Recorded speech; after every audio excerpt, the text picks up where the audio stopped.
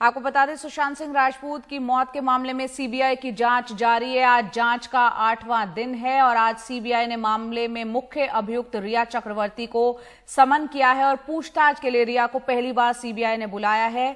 रिया चक्रवर्ती DRDO के guest house जा रही हैं, जहां पर सीबीआई की टीम ठहरी हुई है। इस मामले में कल रिया चक्रवर्ती के भाई शौविक चक्रवर्ती से पूछताछ की गई थी। इसके अलावा ईडी की टीम कल रिया के पिता को बैंक लेकर गई थी और लॉकर की जांच करवाई थी। सुनील सिंह फोन लाइन पर हमारे साथ जुड़ गए हैं, सीधा मुंबई से उनका रुख करते हैं। सुनील, यहां पर डीआरडीओ दफ्तर जहां पर की सीबीआई की टीम ठहरी हुई है, वहां पर रिया चक्रवर्ती जाने के लिए निकल चुकी है। पहली बार है कि सीबीआई रिया से पूछताछ करेगी। अभी तक हालांकि रिया चुप्पी थी उनकी, लेकिन अब उन्होंने इंटरव्यू भी दे दिया है। अब ये पूरा मामला कैसे आगे बढ़ेगा? सीबीआई की तरफ से ये जांच चल रही है। जी बिल्कुल, सीबीआई की जांच का मुंबई में 8वां दिन है। कल रिया के भाई शौविक चक्रवर्ती से पूछताछ हुई थी, तकरीबन 14 घंटे। सुबह 9 बजे करीब बुलाया गया था और रात 12 बजे उन्हें घर जाने दिया गया था। और आज जो है रिया चक्रवर्ती को तलब किया गया है। तो रिया चक्रवर्ती घर से निकली हैं और वहां पहुंच रही हैं उस डीआरडीओ गेस्ट हाउस में, जहाँ सीबीआई की टीम ठहरी है, और लगातार उनसे वहां पर लंबी पूछताछ की जाएगी। क्योंकि इसके पहले तक उस 14 जून को ये दिन जो भी लोग घर में मौजूद थे उन सभी से का लगभग 6 से 7 दिन लगातार बयान हुआ है।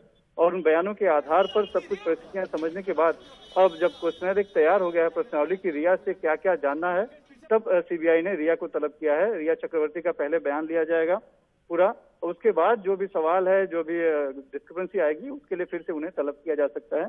लेकिन ये बहुत ही लंबी पूछताछ होगी और बहुत अहम पूछताछ होगी, क्योंकि इस पूरे मामले में रिया चक्रवर्ती प्रमुख अभियुक्त हैं, आरोपी हैं, और इन्हीं पे पूरा आरोप लगा है खुदकुशी के लिए उकसाने का और साथ ही धोखाधड़ी करने का भी।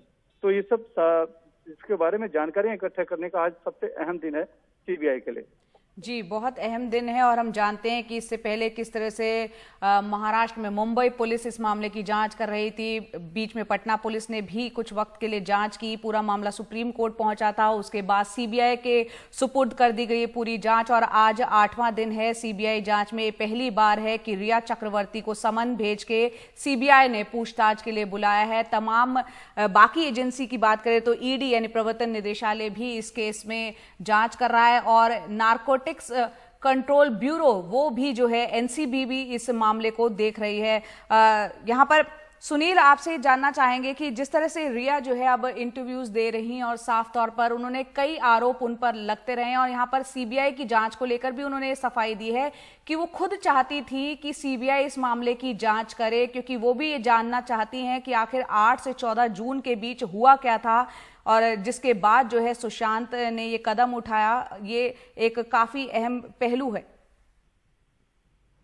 जी बिल्कुल, देखिए रिया ने मीडिया से बात करने का, खास करके कुछ चैनलों से बहुत ही सही समय उन्होंने चुप किया था, क्योंकि उनको पता था कि एक बार अगर सीबीआई समन कर देगी और बुलाया जाएगा तो बाद में शायद अपनी बात रखने का मौका मिले या न मिले जनता के सामने, क्योंकि सबसे ज्यादा आरोपों के घेरे में रिया ही चक्रवर्ती थी। तो कल उन्होंने अपनी तरफ से पूरी सफाई दी और जो अब तक मुंबई पुलिस को बताया था, जो वो ईडी को बता चुकी हैं, वही बातें उन्होंने मीडिया के जरिए, खास करके एनडीटीवी के जरिए भी उन्होंने सबके सामने रखी और सिलसिलेवार तरीके से अपनी सफाई दी।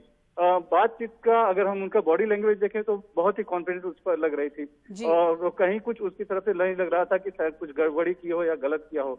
अब सबसे बड़ा सवाल है कि सीबीआई के सवालों के सामने वो किस तरह से टिक पाती हैं और सीबीआई ने क्या उनके खिलाफ इतने दिनों में कुछ ऐसा सुराग जमा कर पाया है जो कि जिनको उस सवालों से इन्हें घेर सके। सुनील, यहाँ पर क्योंकि सीबीआई की जांच का अब 8वां दिन है, अभी तक कई लोगों से उन्होंने पूछताछ की है, अभी तक की जांच किस दिशा में जा रही है? क्या कुछ सीबीआई को लग रहा है?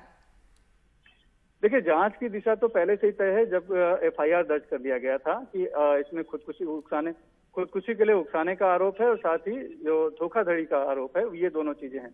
सवाल यह है कि सीबीआई क्या इन दोनों चीजों पे, इस लाइन पर कुछ अलग से कुछ सुराग पा रही है, जैसा कि आरोप लगा है। ये सीबीआई के सामने चुनौती है और इसीलिए वो लगातार 14 जून को जो लोग घर पे थे, चाहे वो सिद्धार्थ पिठानी हो, नीरज सिंह हो, याकूब केशव हो या फिर दीपेश सावंत, ये 4 अहम किरदार हैं जो कि उस दौरान घर पे मौजूद थे।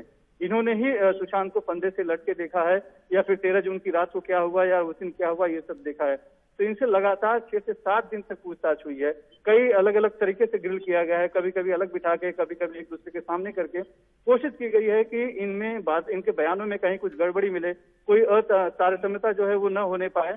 कोई एक चीज झूठ बता रहा होगा तो उसको पकड़कर जांच को आगे बढ़ाया जा सकता है। तो इस कोशिश में कितनी सीबीआई सफल हुई है ये पता नहीं है अभी तक, लेकिन ये जरूर है कि उनकी कोशिश है कि खुदकुशी के लिए उकसाने का या खुदकुशी के लिए परिस्थितियां ऐसी क्यों बनी, उसके लिए कौन जिम्मेदार है, ये जानने की कोशिश फिलहाल रिया से करेंगे।